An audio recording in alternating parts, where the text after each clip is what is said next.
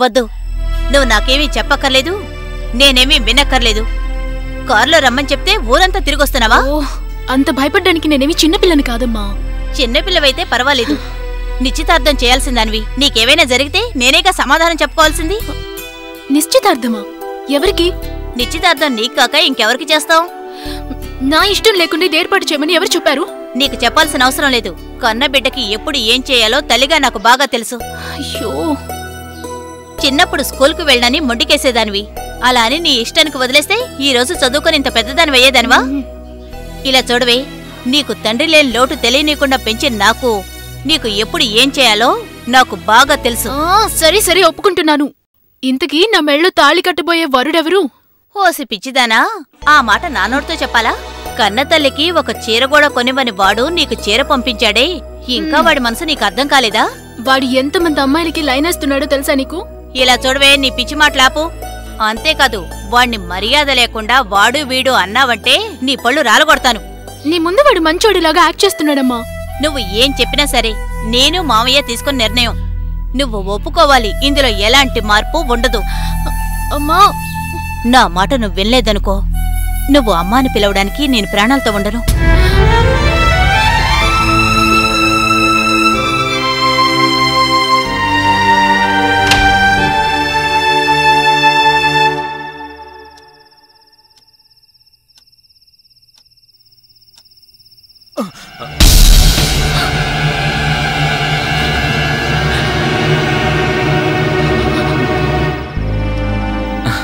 ఎందుకే ఇలా అన్ని మూసుకుంటావు?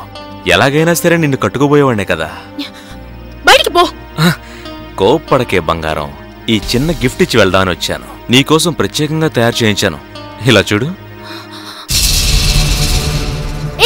ముందు బయటికి వెళ్తావా లేదా? పెళ్ళైన తర్వాత ఎలాగైనా గట్టిగా పట్టుకుంటావు కదా, అంతవరకు దీన్ని గట్టిగా హత్తుకో.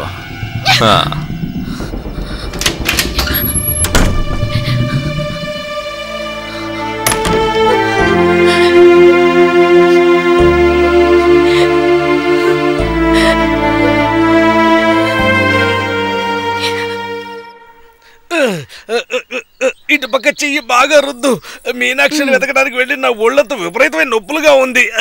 అమ్మా, నేను మీను అక్క దగ్గరికి వెళ్ళినా? నీకు చదువుకోవడానికి ఏమీ లేదటే? మొత్తం చదివేశాను, ఫస్ట్ క్లాసే. ఫస్ట్ క్లాసా? అయితే వెళ్ళు వెళ్ళు వెళ్ళు. మీనాక్షిని చూస్తే వెంటనే వెళ్ళి అట్టుకుంటుంది బెల్ల మీద ఈగలాగా. అదేనే ప్రేమ అంటే, ప్రేమ.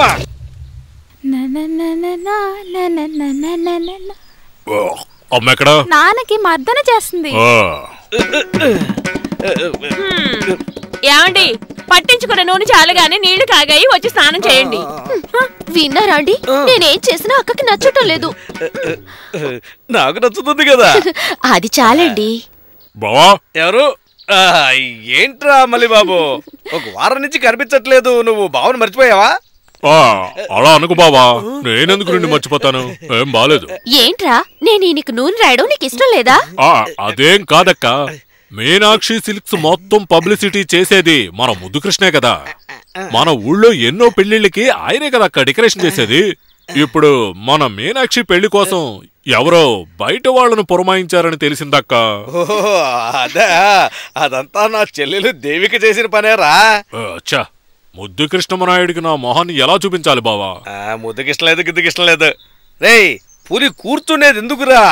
ముందుకు దూకటానికే. మన శంకరు మీనాక్షి మెడలో తాళి కట్టని. ఆ తర్వాత దేవిక నేను చెప్పకుండా ఒక్క అడుగు కూడా ముందుకు వేయదు. చిన్నప్పటి నుంచి అన్నంటే అంత భయం రా దానికి. ఏమండి, నూరు పట్టించుకొని ఎంతసేపు ఇలా కబుర్లు చెప్తారు? మీరొచ్చే లోపు నీళ్లు చల్లారిపోతాయి. చల్లగా అయిపోయాయని మాత్రం నన్ను అడగొద్దు. ఓహో, ముద్దుల బావమర్ది గారు వచ్చారేమిటి? బావగారిని చూసి వెళ్దామని వచ్చాను. అంటే ఇప్పుడప్పుడే వెళ్ళవన్నమాట. ఇంతకీ చేతిలో ఏమిటది? నాకు తెలుసు, తన చేతిలో ఏమిటని అడుగుతున్నా. అదేంటంటే, నువ్వేం చెప్పక్కర్లేదు. నిన్ను ఇటువంటి పిచ్చి పిచ్చివన్నీ తీసుకుని రావద్దని చెప్పానా లేదా? మా తమ్ముడు ఇక్కడికి వస్తాడు వెళ్తాడు, అది అడగడానికి ఎవరికి అధికారం లేదు. నాకు అధికారం లేదని చెప్పడానికి నువ్వెవరితవే? నేను ఆయన భార్య. నేనే. అవకాశం దొరికిందని మళ్ళీ మొదలు పెట్టకండి. వెళ్ళండి ఇక్కడి నుంచి. నీకు ఎన్నిసార్లు చెప్పాను? నేను కాదు, నీకు ఎన్నిసార్లు చెప్పాను బాటిల్ తో ఇంట్లోకి రాకూడదని? తీసుకెళ్ళి ఇక్కడి నుంచి బయటకు వెళ్ళరా. అవుట్ హౌస్ లో పెట్టు, అర్థమైందా? వెళ్ళిపోయాడు. ఎక్కడ బ్రాంది వేడివేడిగా స్నానం చేస్తాను. లేదు లేదు, నీళ్లు స్నానం చేయడానికి నీళ్లు కావాలి. కామాక్షి, వెళ్ళి సాంబ్రాణి పట్రా, వెళ్ళు. అది వచ్చేలోపు నేను రుద్దుతాను. నువ్వే రుద్దు. ఆ, నువ్వు వచ్చి తుడువు. రండి. నేను వెళ్ళి దండం పెట్టుకుని వస్తాను. మీరు వస్తారా? లేదు, నా బదులు కూడా నువ్వే మొక్కుకొని వచ్చే. నీకేదైనా మంచి జరిగితే నాకు జరిగినట్టేగా. ఈ ఊళ్ళో ఎక్కడ చూసినా గుళ్ళు గోపురాలు. ఆ కాంచి చెప్పిన ప్లేస్ ఇదేనా?